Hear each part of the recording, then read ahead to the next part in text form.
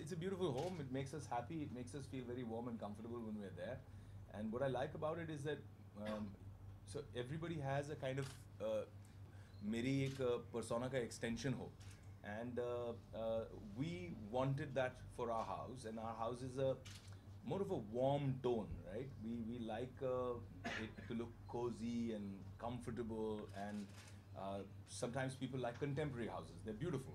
They're very stark. They're very cold. They're very metal and glass kind of finish.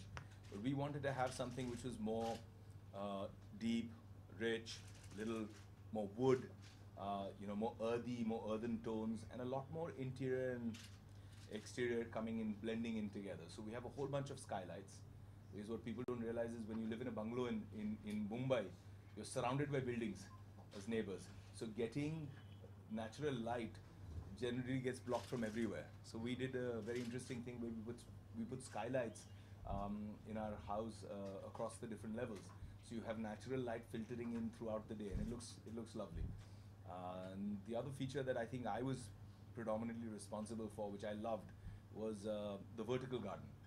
So not everybody is a magnet like Mr. Hira and can have like a beautiful garden out there on their terrace. So people like us need to accommodate a garden rather than having it like horizontally. I decided to have a vertical garden across the wall, and it's complicated. It's difficult to maintain, but I think it's spectacular because you don't realize how much fresh air, how much fresh oxygen those plants are giving you inside your living room. And I love that. I love that feature. I think it's featured in the magazine too. So yeah, we have a lovely terrace. We have a lovely rooftop which is Priyanka and my romantic spot. जहाँ हम बैठते हैं और on a clear day we like to look at the stars through the pollution and the smog. We like to look at the stars and listen to some music and just have a nice conversation, amidst the chaos, a little bit of silence. It's kind of beautiful. So when we get into your house, does it reflect your personality or your wife's personality? Predominantly hers, I think, because... so what is your personality? Because all you just said was your wife's personality. Yeah, so I think... romance, nice, earthy feeling. My personality is a little more like what most married men's personalities become after they get married. Do you like it, love? You do? Great, fantastic. Okay. I like it too. So you're a good husband. So it's a little more like that. No, yeah. I'm a smart husband. Alright, there you take the point, guys. He's a very smart husband. Alright, you are an actor, done so many movies. We get you a chair. I'm sorry. Are you okay? No, but you know what? I like it that way. I have a chair there, but I don't like it. I like my work when I'm in action. Fabulous, great. So tell me when, as an actor, when your film is not doing well, when it bombs and it's not doing a box office venture. I've known that feeling. Yeah, multiple times. Yeah. Can you explain and elaborate, because I wanted to know how it feels to be on that. I mean, what? Well, I mean, initially, it's like the first flop is always kind of memorable because it hits you hard and you feel like, oh my God, it flopped. And in my career, actually, I didn't get to know what a flop was for a while. I was very fortunate to be very successful, and the first flop kind of hits you. But then after that, you have to realize to be able to distance yourself. And over, I think now, 12 years of my career, I think the best piece of advice that my dad gave me was, he said that, well, you need to be able to be exactly the same, feel exactly the same, the way you feel about your success and the way you feel about your failure. You need to step away from it because whatever it is, it's in the past, it's already done. So if you hang on to old success, it can be as toxic to hanging on to an old failure. You need to be able to look forward and disconnect yourself from that, because whatever it is, you're going to have to reinvent yourself for the next one. So whether it's a hit or a flop, you can't do it again.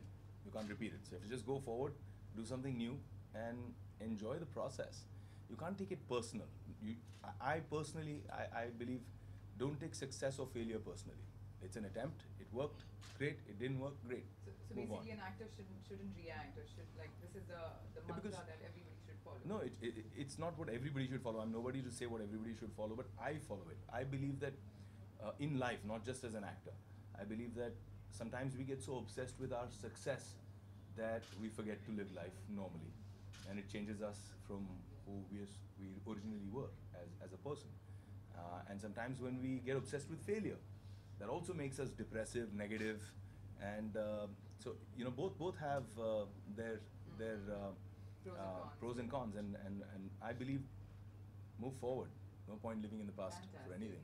How does it feel when you have a father and a mentor right in your house? It's amazing. It's an incredible feeling. He's not only my father, not only my mentor, not only my guide, but he's also my greatest critic. Oh my God, okay. It's good to have that, because it's somebody who's telling you the absolute honest truth at home, and you don't have. I mean, you have the support, you have the love, but you also have somebody who's constantly keeping you on your toes, and that's a good feeling. Okay. And how is fatherhood treating you? Amazing. Have you changed from a Casanova to a playboy to a father now? Casanova? I don't know what you're talking about.